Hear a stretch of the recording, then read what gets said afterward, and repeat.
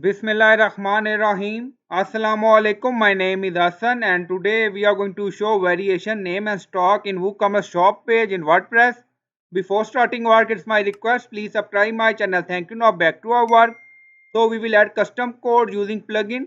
Now go to dashboard. On left side you see plugin. So click on add new. Then in search plugin write WP code. So this is plugin WP code insert header and footer we will use. So you will install this plugin and activate it, and after activation scroll down. On left side you see code snippet, then you see add snippet, so click on it. Then you see add your custom code, so again click on it.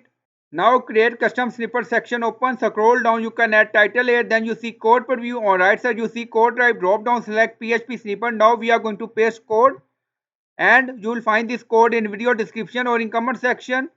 Now scroll down, you see insert method, auto install, location, run everywhere. On top you see inactive, now active status, and then click on save snippet.